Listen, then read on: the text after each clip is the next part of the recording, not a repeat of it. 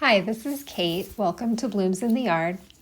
I've been looking forward to making this video because today I'm talking about my potager garden. I'm going to talk about why I designed it the way I did, how I built it, and how it has changed over time. We're going to do a photo tour through the years. At the end of the video, I make a change in the potager. I'll give you a hint. It involves boxwoods. And then we will take a tour through the potager. My potager is the heart of my garden, and because it's in the center of the garden, everything else has kind of built up around it. First off, let's quickly talk about what a potager is. A potager garden is a French kitchen garden. It's more decorative than just a functional vegetable garden. Potagers combine vegetables and fruits with herbs and flowers in a visually pleasing way. They generally use pathways, layout, and plant combinations to create a beautiful space. The divided sections, called parterres, are a hallmark of the potager, and they are where the design really comes to life. The simplest way to distinguish between a vegetable garden and a potager is just to say that the potager is more fancy. And potager will involve flowers, in my mind, whereas a vegetable garden may not. Half the time I call my garden a potager and half the time I call it a vegetable garden. It just depends who I'm with.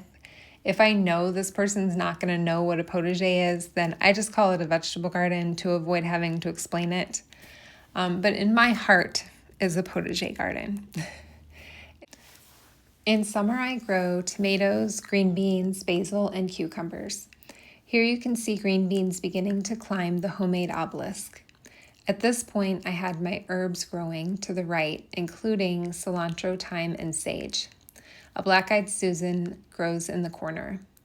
I have since realized that the rabbits don't eat the herbs, so I've moved them outside the fence and planted them in the flower beds. To the left and behind the pole beans, you can see that I have my strawberry patch and a phlox. Here you can see that I grow a variety of lettuces and greens in the spring, along with peas and strawberries. The key to keeping it looking tidy is planting in rows. I follow the curved line of the center circle, and I'm sure to plant each row with contrasting colors so the design really stands out.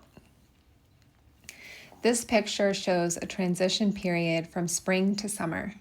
If you look carefully amidst the red lettuce, you can see two small tomato plants starting to grow, and a cucumber just starting to climb the fence to the right of some gladiolas. Every year, things are a little different, but I always keep my staples. Spring is for lettuces, greens, peas, and cilantro. Spring is my favorite time in the vegetable garden because usually I don't need to worry about watering, and the beds always look tidy. Let's look at some pictures of the process. I started by laying out the bricks. Here you can see the design really well. On the right, there's a 4-foot wide path leading to the driveway with a double gate. And coming down to the left is a 2.5-foot wide path leading to a single gate. This is the gate that I use the most as it's the closest to our front door. Here we have begun to build the fence. My husband helped me to set the posts in the ground with concrete, but I built the rest of it myself.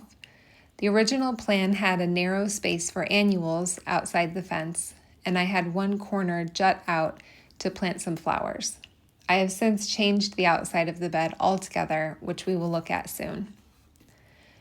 I made the fence modular. Each section can be easily removed and replaced. The construction is pretty simple.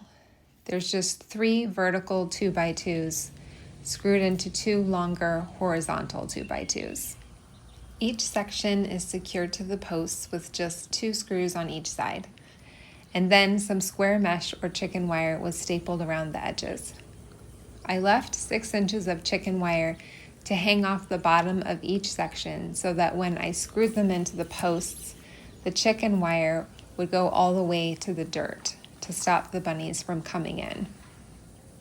I wasn't sure how well this would hold up, but it has done amazingly well.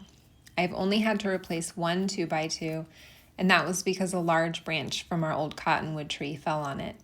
I didn't even have to remove the whole section, just the top piece of wood.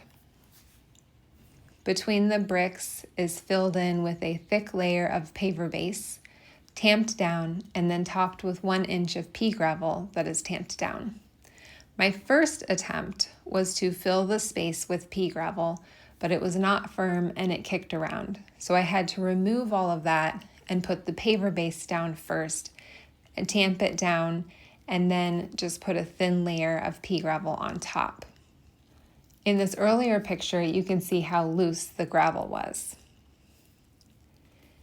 Here is the double gate at the wider entrance. To indicate that this is the main entrance, I wanted to make a bit of a formal statement. So I placed these small squares of brick edging around 2 boxwoods to flank the entrance. I felt like it was important to have 2 entrances, not just for easy access, but I also just felt that I would feel kind of claustrophobic or trapped if there was only 1 entrance. Some people might think it's funny, but the thought crossed my mind, what if there's a snake at the entrance and then I won't feel like I can get out easily? The circle path is only 2 feet wide, so having 2 entrances I think also just helps it to feel a little more open and not so closed in. In the corner to the right, I created a sitting area. This also helps to give the garden some breathing space when the plants are all filled in later in the season. They made a charming little sitting area. It didn't end up being that practical though, because it always felt a little too cramped to be comfortable sitting there, and the chairs would be swallowed up by plants by later in the season. Eventually, I replaced the chairs with pots. Here's a picture of my pots this last spring. I filled the small hypertufa pot with pansies, creeping jenny, and alyssum.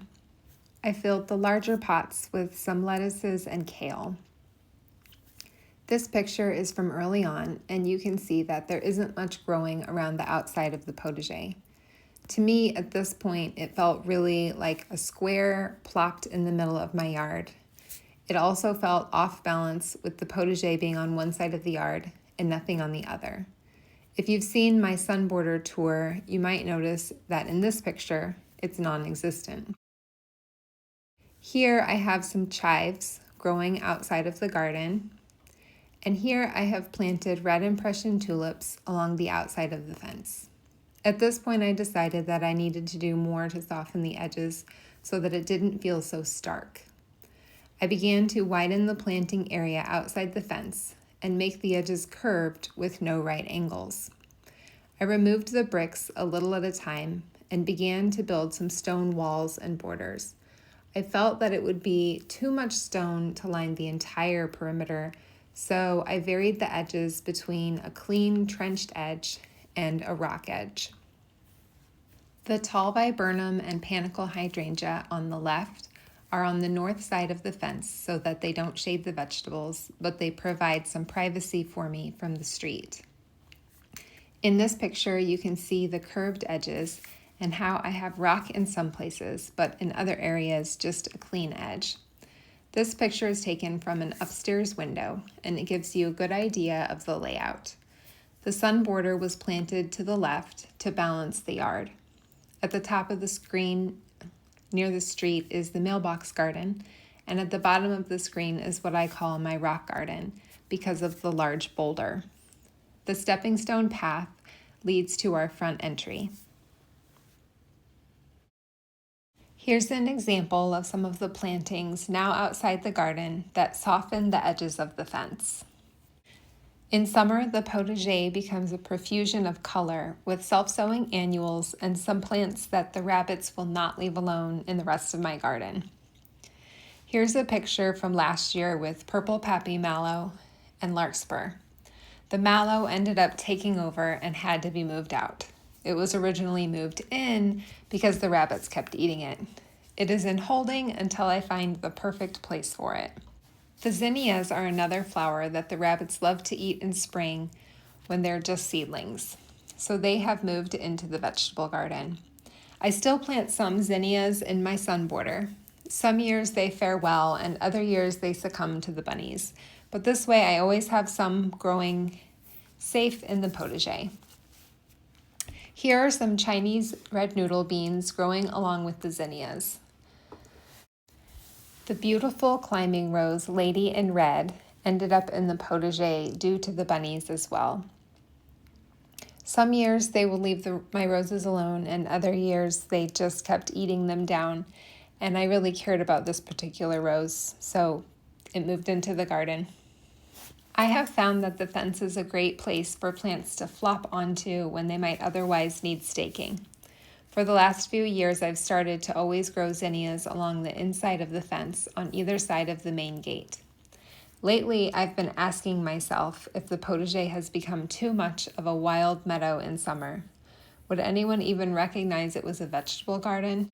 I find that I have to point out all of the tomatoes, raspberries, and cucumbers. The good news is that it can be whatever I want it to be. It's constantly changing, and in gardening, there aren't really mistakes so much as learning experiences. This winter, I'm sure I will spend some cozy evenings designing next year's potager garden. Here's the potager in winter. As you can see, there isn't any winter interest inside the potager. It's pretty much just dirt other than the bare raspberry canes and rose. I've been thinking for some time about making a small boxwood hedge inside the circle. This week, I saw some boxwoods with a price I couldn't pass up. I've thought about putting a little boxwood hedge around the middle of this for a long time. I'm finally going to do it. I've tried several annuals. The lettuce looks great in the spring, but I've tried some annuals in the summer and I've never been happy with anything. Now, I haven't ever tried the begonias, and I do like the begonias because they're staying tidy, but I'm also looking for winter interest. I think I'm going to really like it because, well, I already like it better, but I liked the lettuce in the spring, but this will be better in winter and it will be better in summer. And I'm thinking in the spring I can still put the lettuce in the middle. So I think it's going to be good.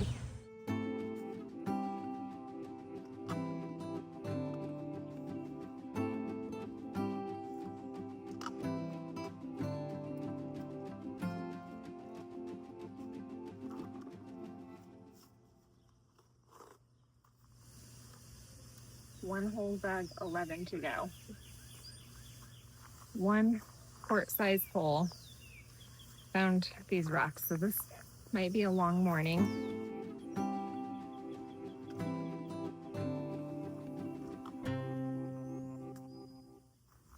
That sun is brutal right now. It's 7 in the morning, but I'm dripping. I'm gonna wait. The sun goes behind the tree for maybe an hour at 9 a.m. So hopefully I can come back out and get this done quickly.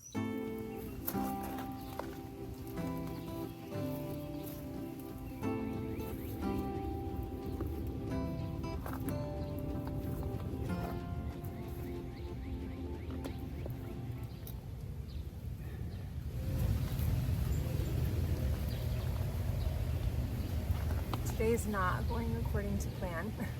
I'm on hole number 3. I was really trying to do this without dislodging these bricks. I didn't even think that would be a problem, but hopefully things will go better from here.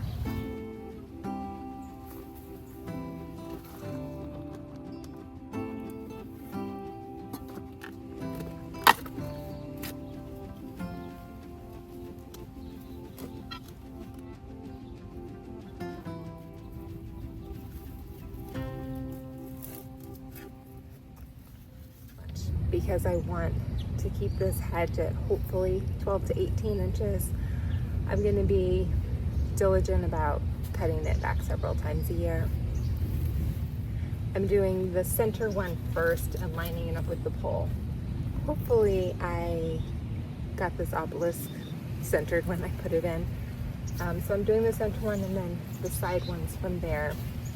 And I'm trying to space these corner ones correctly, even though the green bean plant is making that a little bit difficult.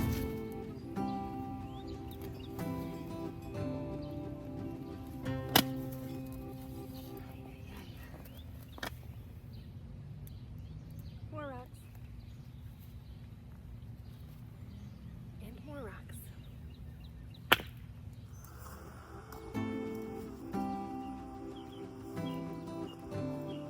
I'm halfway there.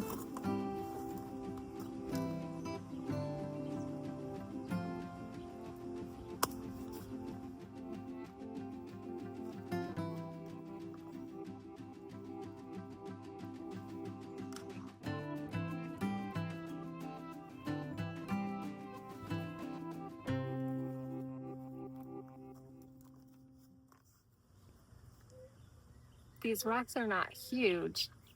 The problem is just can't get any leverage because I have such a small space. It's maybe a foot less on the corners.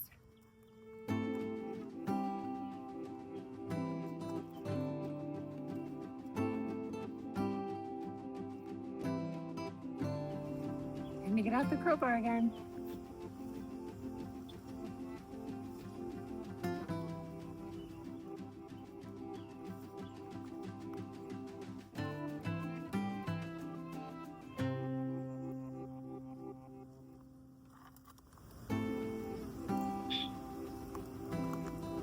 Sadly, it's just became a much bigger project than I wanted it to be.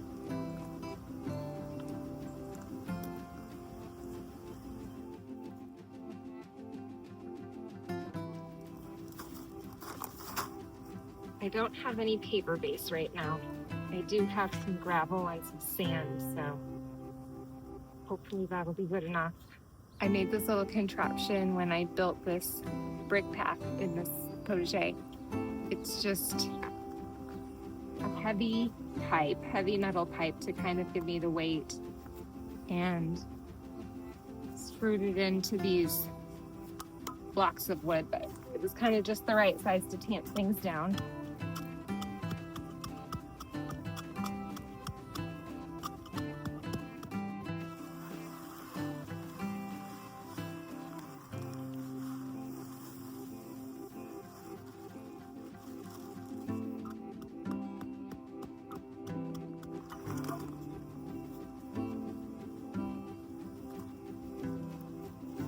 This is bringing back bad memories.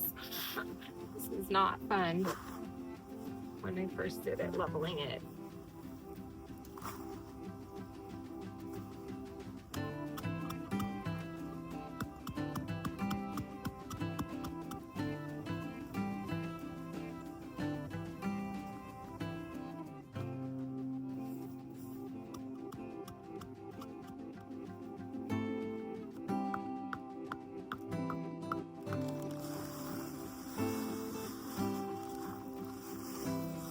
And of course this gravel's not the same color, but the original gravel was sort of a bluish, and I like that color better, but I haven't been able to find that same color, so I've kind of put off topping it off for a while. Just like with house projects, sometimes every project creates another project.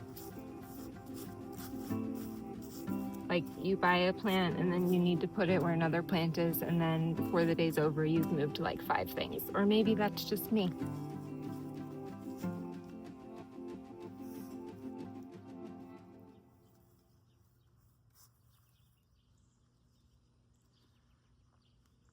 My hair's not long enough to put up, but you would think I wouldn't have to with it being so short. But I gotta get it off me. Okay, I went in for breakfast break, got my hair put up. The clouds came out. I'm so excited about the clouds coming out. I think I really should have been born in the UK, because I could take a little bit of drizzle if I don't have to deal with the blazing hot sun all the time. I have 3 boxwoods left to plant, so let's get at it, get this done. The good news is we're on the last boxwood. We're in the home stretch. Uh-oh. Instantly hits rock. Not too bad. I'm hoping that having these boxwoods here will kind of maybe a little bit help with the dirt washing out, because the dirt does wash out of this circle and into the gravel. But if it doesn't help with the washout, that's okay too. I also just want some nice winter interest.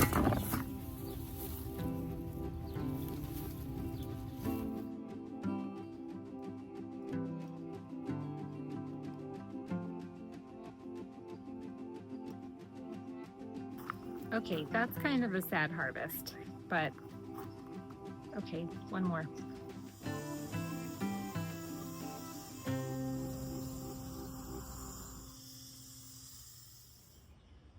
Okay, let's take a look at the potager garden as of July 8th.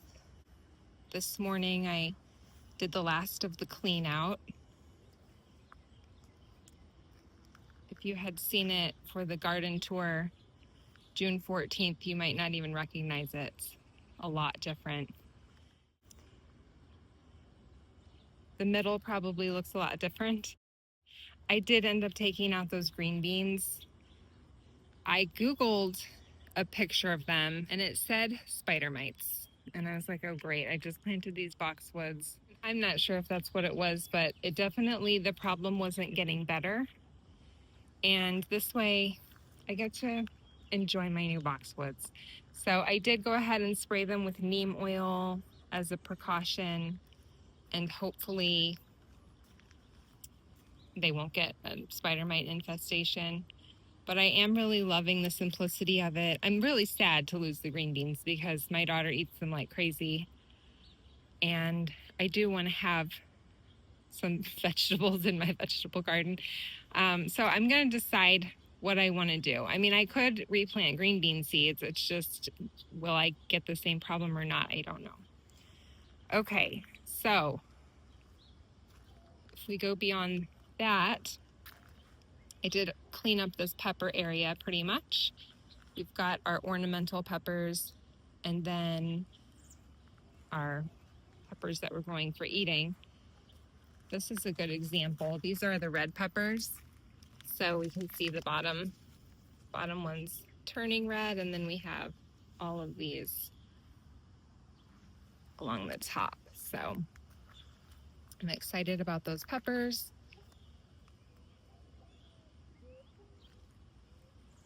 I did leave that kale in there just for some interest. Now our cherry tomato is going to be able to get all the sun at once and it can grow and be happier. I did get rid of all the larkspur. It was starting to turn brown and not making me happy anymore. I now have a little gap in there. I'm thinking I might plant some cilantro. There's a pretty dahlia back here, growing in amongst the asparagus. I thought about cutting the asparagus down. I don't know how much that will hurt it or if it's better to leave it up for a long time. So if anybody has any advice on the asparagus, I would happily take it. Here's another dahlia. I think this is either lilac time or lavender perfection. Those are kind of the two. Those are kind of the two that I have grown that are in these shades. Look how pretty the celosia looks behind this color.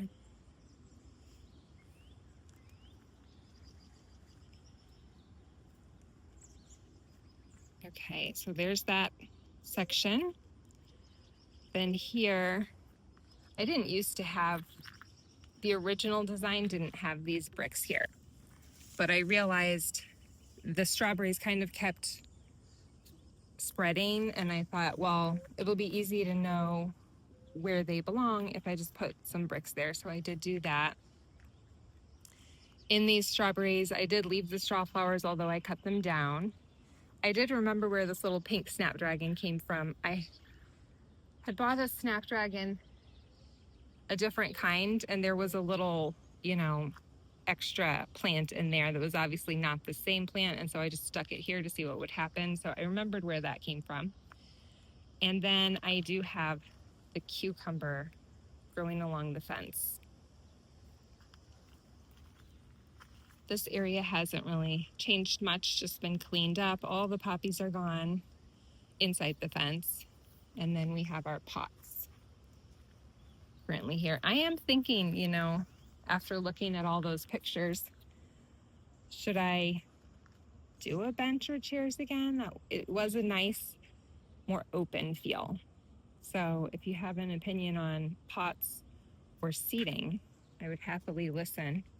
Behind these pots, we have the black-eyed Susan vine, and then there's a couple little things planted in this corner. The blue, Sirius blue salvia, and then this celosia, this pink celosia. Ooh, I can't remember the name of it.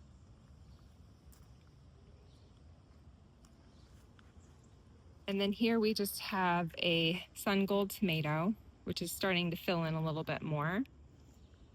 We do have a couple of volunteer tomatoes back here, which I'm gonna just leave some of them.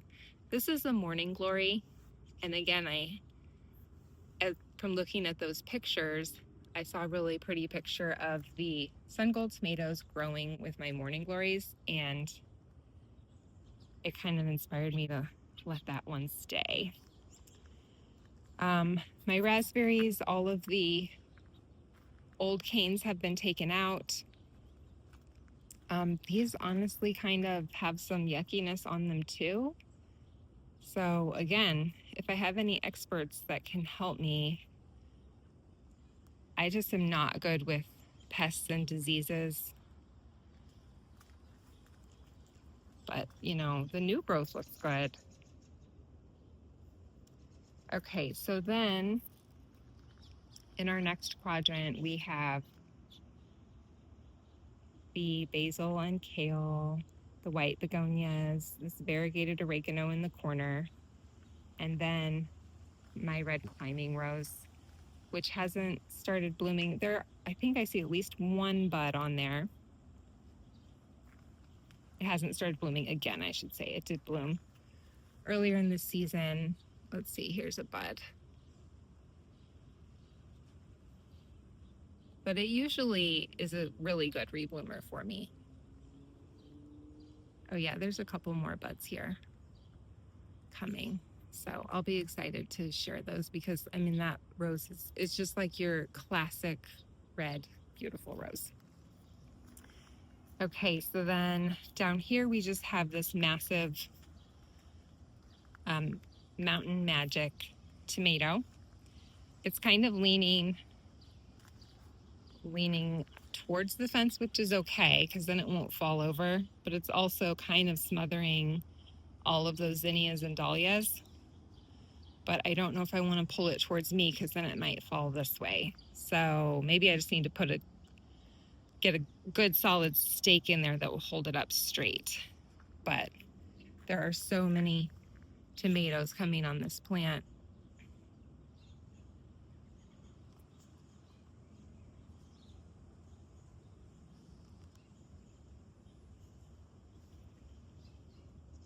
So pretty with the flowers.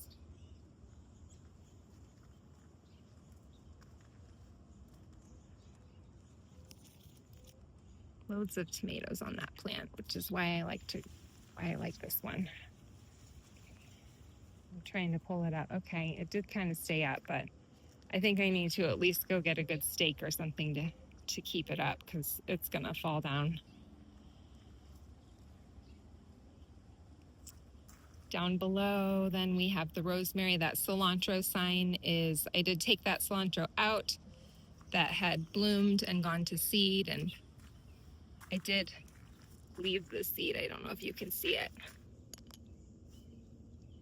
I spread the seed out, so We may get some if we get a decent amount of rain.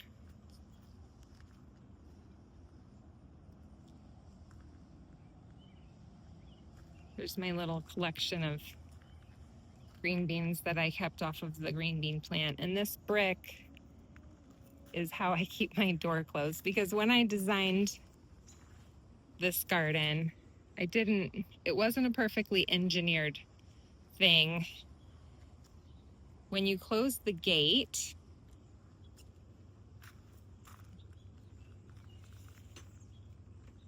okay, so it latches like this, right? And that's all good, but it doesn't stay perfectly in place. Just kind of goes back and forth, especially in the wind and stuff. And so I just slide this brick down here.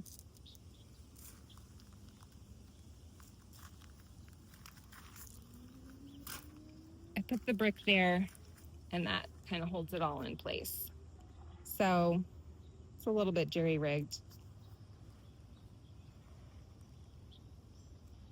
but that's just where that brick lives, and that's fine. It's such a gorgeous morning. It rained. It was a little bit drizzly. The sun's just this second starting to come out. But it's looking so much more clean.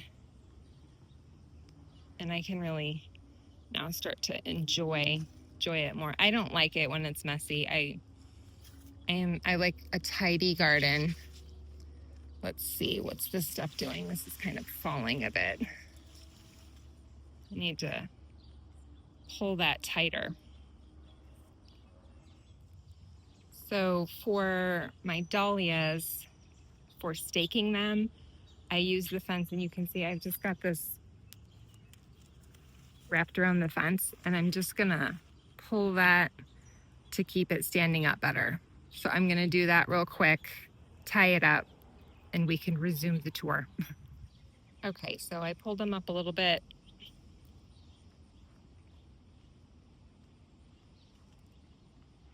And getting those tomatoes off of these other zinnias and dahlias will help too, I think. Will help them be a little bit happier.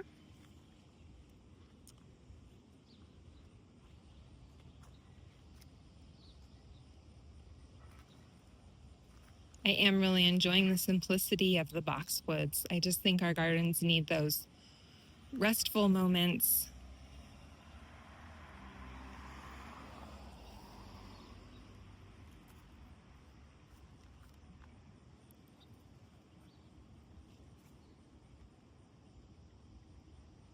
Thanks for coming along with me as I've shared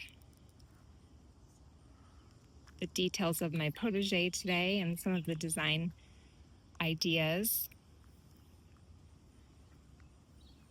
As I said earlier, it's changing every year. I'm always experimenting with new things and repeating favorites from past years. I hope that you enjoyed exploring my potager with me today. Thank you for watching Blooms in the Yard, and I hope that you'll stay tuned to see how this garden continues to evolve.